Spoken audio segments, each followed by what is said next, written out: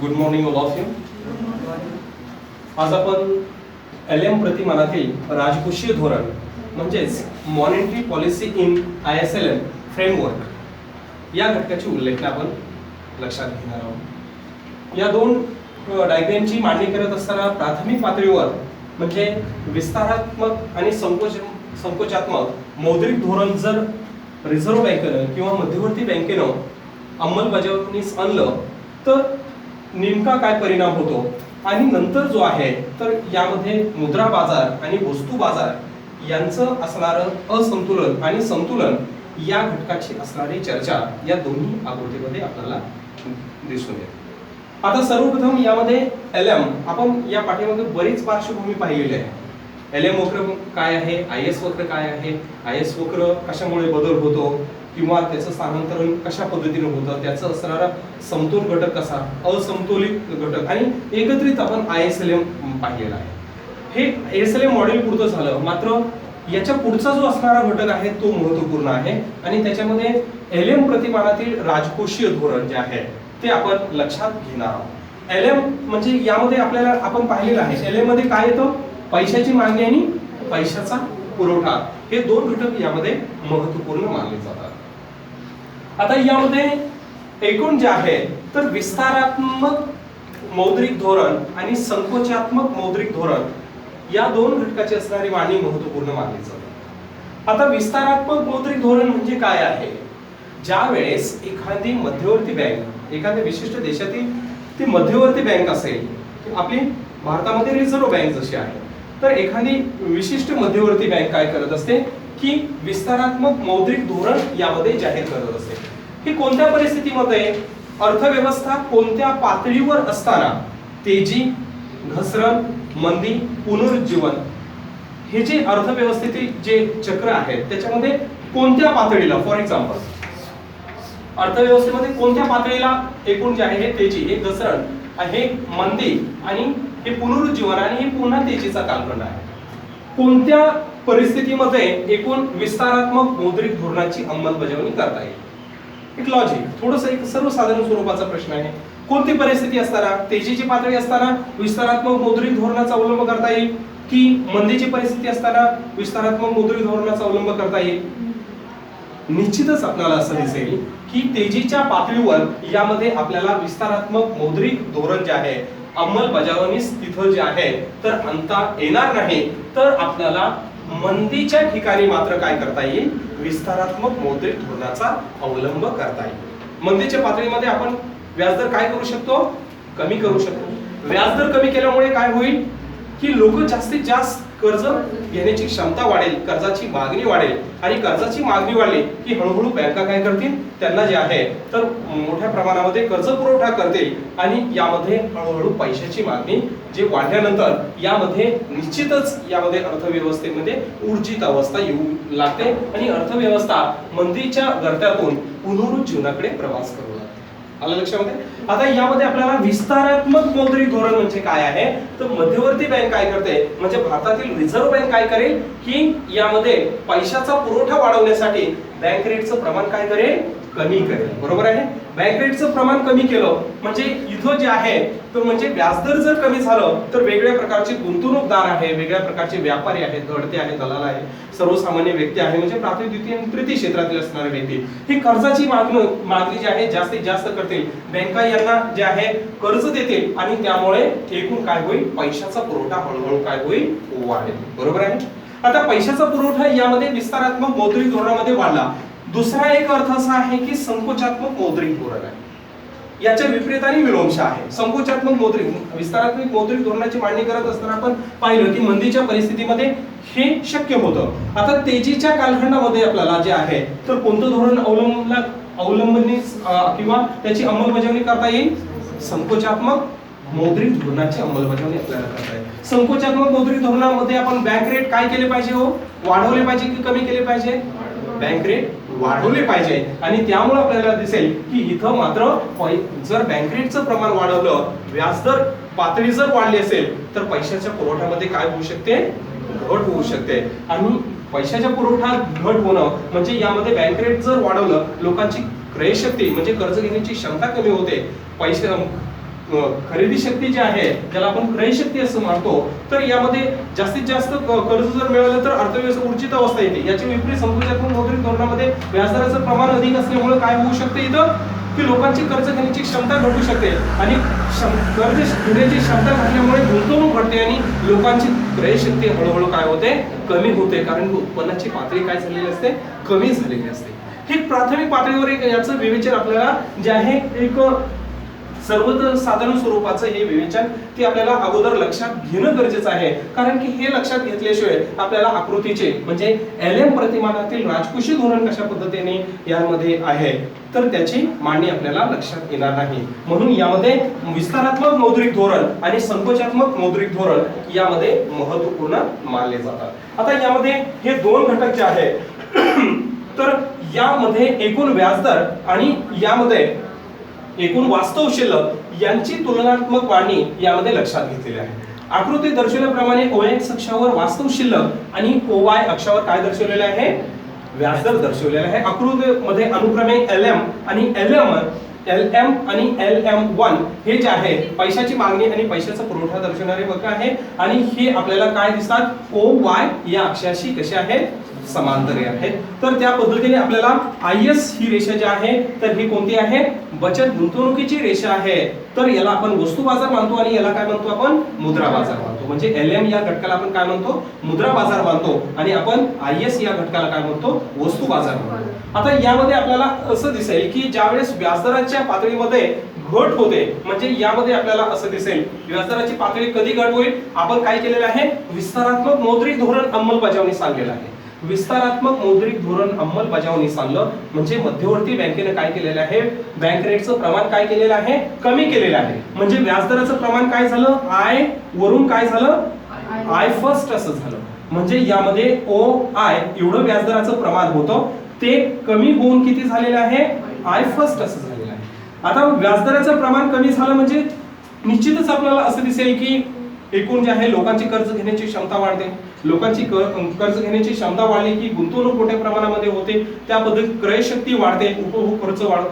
ह्या गोष्टी अर्थव्यवस्थेतील सायक्लिक फ्लो आहे, त्या अनुषंगाने बरेच इंडिकेटर्स यामध्ये बदल होत असतात आणि त्यामुळे आपल्याला असं दिसेल की वास्तव शिल्लक जे आहे, लोकांकडे वास्तव शिल्लक जे आहे तर आपल्याला MP ही जी असणारी वास्तव शिल्लक तर M1P1 काय होते, वाढते. म्हणजे वास्तव शिल्लक सुद्धा म्हणजे OI या व्याजदरावर असणारी वास्तव शिल्लक एवढी होती, म्हणजे MP एवढी होती. नंतर ही वास्तव शिल्लक जी आहे तर यामध्ये वाढलेली आहे आणि हे भाग जो आहे तो आपल्याला बाणाने स्पर्श जो आहे तो दर्शवतोय. तर या ठिकाणी सर्वप्रथम आपल्याला हे जे आहे तर LM आणि IS या ठिकाणी जे आहे याचं संतुलन E बिंदूमध्ये होत आहे. मात्र ज्यावेळेस व्याजदर म्हणजे विस्तारात्मक मौद्रिक धोरणाची अंमलबजावणी केली जाते त्यावेळेस व्याजदर कमी केलं जातं. अशा पातळीवर आपल्याला असं दिसेल की एकूण व्याजदराची पातळी कमी होते, त्यावेळेस वास्तव शिल्लक काय झालेले आहे, वाढलेले आहे. आणि आपल्याला हे जे आहे तर अनुक्रमे E या समतोल बिंदूवरून आपल्याला E1 या समतोल बिंदूकडे या ठिकाणी प्रवास झालेला आहे.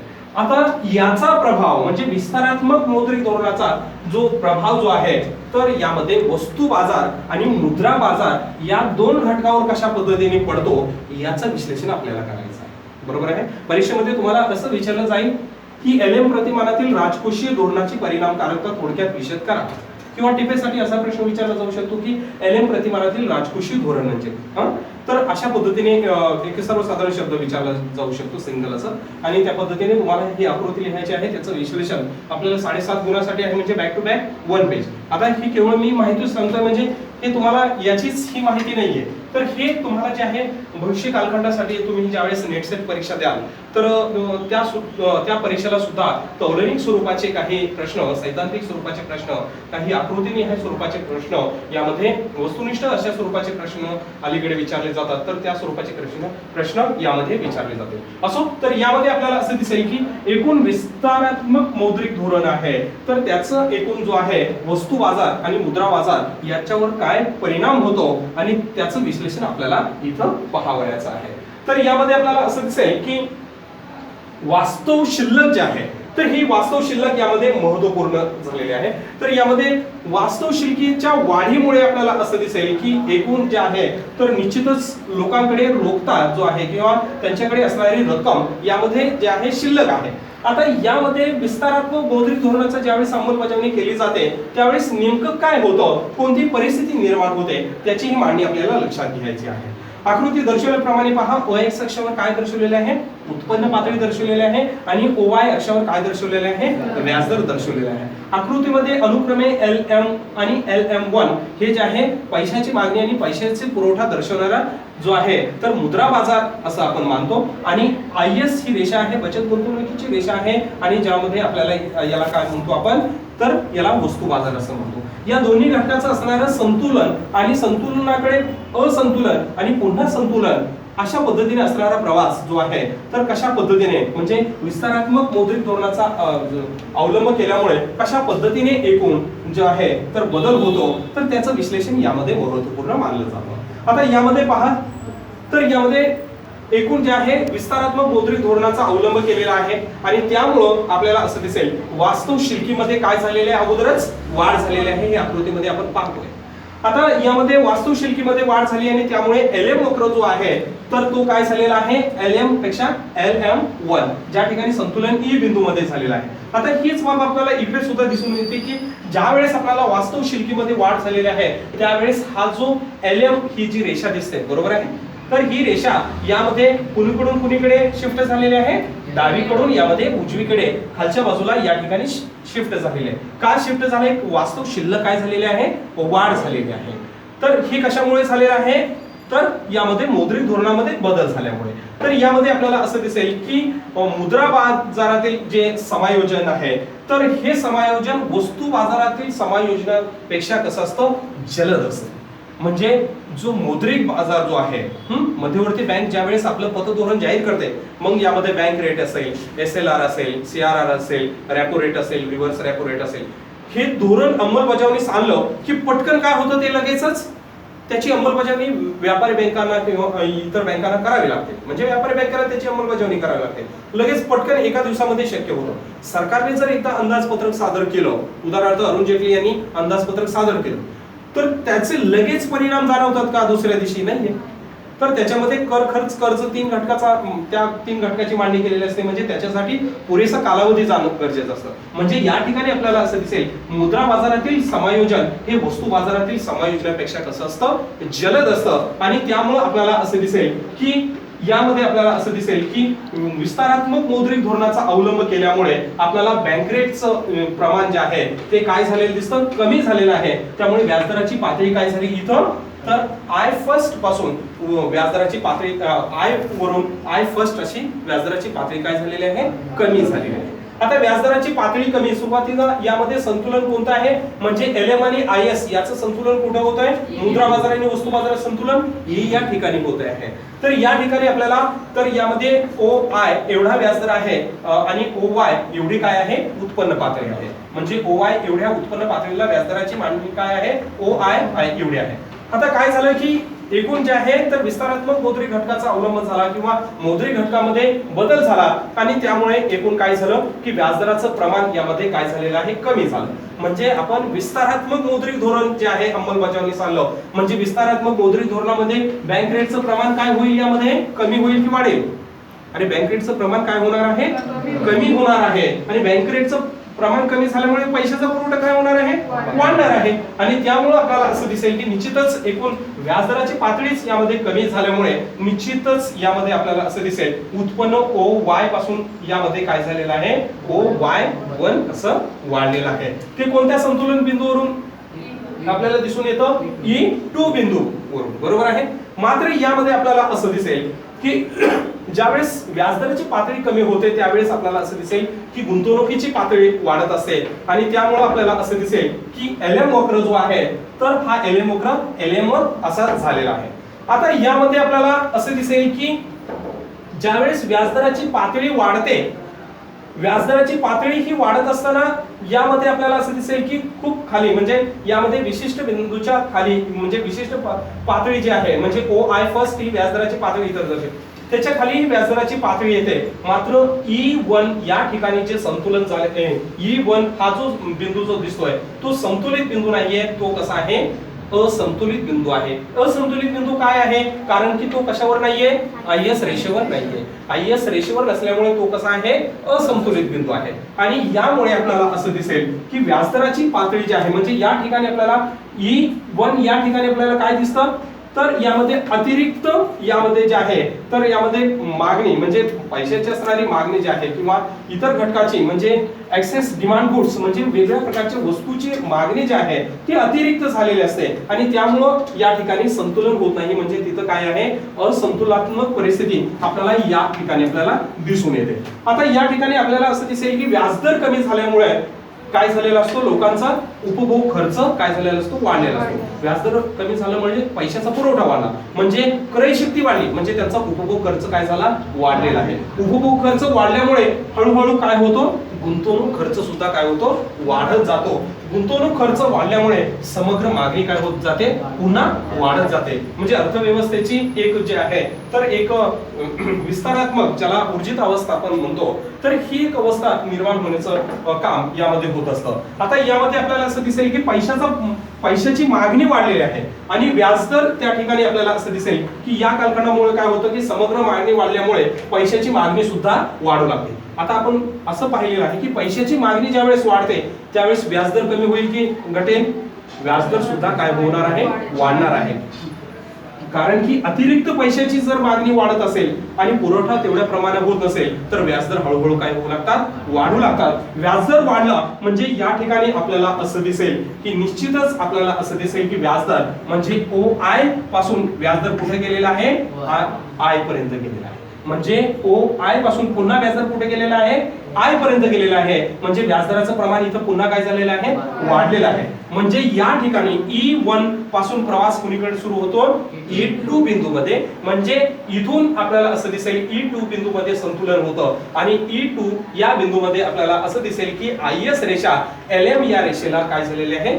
छेदित झालेले आहे आणि E2 बिंदू मध्ये IS आणि LM या दोन रेषांचं संतुलन या ठिकाणी झालेलं आहे. म्हणजे E2 या ठिकाणी आपल्याला काय झालेलं आहे? तर एकूण जे आहे मुद्रा बाजार आणि वस्तू बाजार या दोघांचं संतुलन या ठिकाणी झालेलं आहे. सांगण्याचं तात्पर्य एवढं आहे की यामध्ये विस्तारात्मक मौद्रिक धोरणाचा अवलंब केल्यामुळे नेमकं काय घडतं.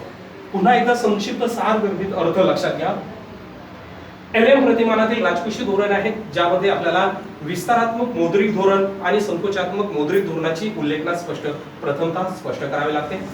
विस्तारात्मक मौद्रिक धोरणाचा अवलंब करत असताना मध्यवर्ती बँक काय करते की व्याजदरामध्ये काय करते? घट करते.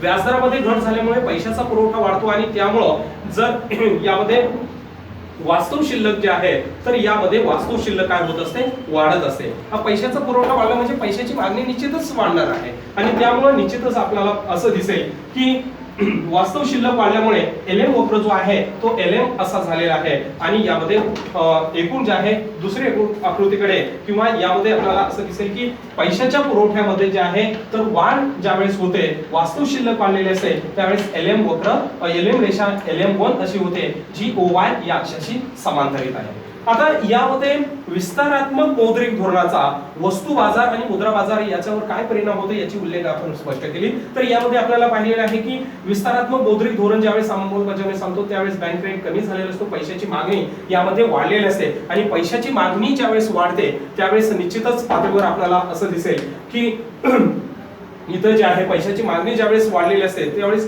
वास्तव शिल्लकीमध्ये सुद्धा बदल झालेला आहे. आता यामध्ये आपल्याला मुद्रा बाजारातील समायोजन वस्तू बाजारातील समायोजनापेक्षा अधिक पातळीवर असतं. म्हणजे ज्यावेळेस मध्यवर्ती बँक ज्यावेळेस पतधोरण जाहीर करते त्यावेळेस दुसऱ्या दिवशी ते इतर व्यापारी बँकांना फॉलो तसं घ्यावा लागतो किंवा ते त्याची अंमलबजावणी करणं बंधनकारक असतं. मात्र तसं केंद्र सरकारच्या अंदाजपत्रकाबद्दल वस्तू बाजाराच्या संदर्भामध्ये दिसून येत नाही कारण त्याची अंमलबजावणी करण्यासाठी बराच कालखंड यामध्ये बराच वेळ यामध्ये जावं लागतं. जेणेकरून यामध्ये मुद्रा बाजारातील समायोजन हे वस्तू बाजारातील समायोजनापेक्षा कसं असतं?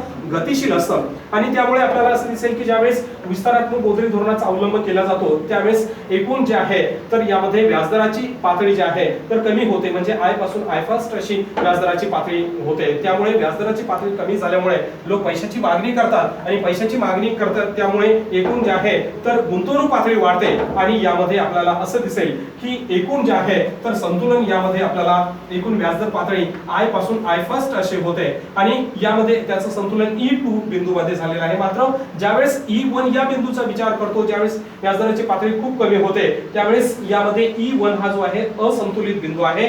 तर यामध्ये असंतुलित बिंदू यासाठी आहे की तो IS वक्रावर नाहीये आणि IS वक्रावर यामध्ये नसल्यामुळे आपल्याला असं दिसेल की या ठिकाणी जे आहे तर वस्तू बाजार आणि मुद्रित बाजार या घटकाचं संतुलित झालेलं नाही. ज्यावेळेस आपल्याला असं दिसेल की व्याजदर जे आहे तर यामध्ये आपल्याला जे आहे कमी झालेलं असतं, तर व्याजदराचं प्रमाण ज्या वेळेला कमी झालेलं असतं त्यावेळेस आपल्याला लोक जे आहे पैशाची मागणी करतात, त्यांच्याकडे जास्तीत जास्त कर्ज घेण्याची क्षमता वाढते, लोक कर्ज घेतात, त्यावेळेस साहजिकच त्यांचा उपभोग व्यय वाढतो, म्हणजे लोकांची क्रयशक्ती वाढलेली असते. त्यावेळेस आपल्याला असं दिसेल की उपभोग खर्च वाढल्यामुळे गुंतवणूक खर्च सुद्धा हळूहळू वाढू लागतो आणि गुंतवणूक खर्च वाढल्यामुळे समग्र मागणी पातळी सुद्धा वाढलेली असते. आता यामध्ये पैशाची मागणी वाढल्यामुळे हळूहळू जर पैशाचा पुरवठा करणारे घटक जर यामध्ये समर्थ नसतील तर यामध्ये व्याजदराचं प्रमाण हळूहळू काय होतं, वाढतं. व्याजदराचं प्रमाण वाढल्यामुळे आपल्याला असं दिसेल की एकूण जे आहे तर व्याजदराचं प्रमाण म्हणजे काय झालं, OI फर्स्ट पासून व्याजदराचं प्रमाण काय झालं, OI पर्यंत गेलं. म्हणजे यामध्ये आपल्याला असं दिसेल की E बिंदूकडून प्रवास कोणीकडे होतोय, E2 बिंदूकडे. म्हणजे या ठिकाणी E2 बिंदूमध्ये मौद्रिक जे आहे म्हणजे वस्तू बाजार आणि मुद्रा बाजार जे आहे तर या दोघांचं संतुलन E2 या ठिकाणी होत आहे. म्हणजे आपल्याला असं दिसेल की विभिन्न व्याजदर पातळी असताना उत्पन्नाची पातळी जी आहे वस्तू बाजार आणि मुद्रा बाजार हे एकत्रित कशा पद्धतीने संतुलित होतात, संतुलनातून असंतुलित घटकाकडे म्हणजे व्याजदर जेव्हा प्रमाण कमी केलं जातं त्यावेळेस असंतुलन अवस्था कुठे असते त्याचे विश्लेषण आपण लक्षात घेतलं आणि शेवटी यामध्ये असंतुलन घटकाकडून संतुलन घटकाकडे प्रवास होतो आणि E2 बिंदूमध्ये वस्तू बाजार आणि मुद्रा बाजार याचं संतुलन होतं. म्हणजे यामध्ये एलएम प्रतिमानातील जे राजकोषीय धोरण जे आहे यामध्ये मौद्रिक धोरण जे आहे तर त्या घटकाची उल्लेख आपण स्पष्ट केलेली आहे किंवा त्या पद्धतीने असणारी मांडणी यामध्ये आपण लक्षात घेतलेली आहे. ठीक आहे.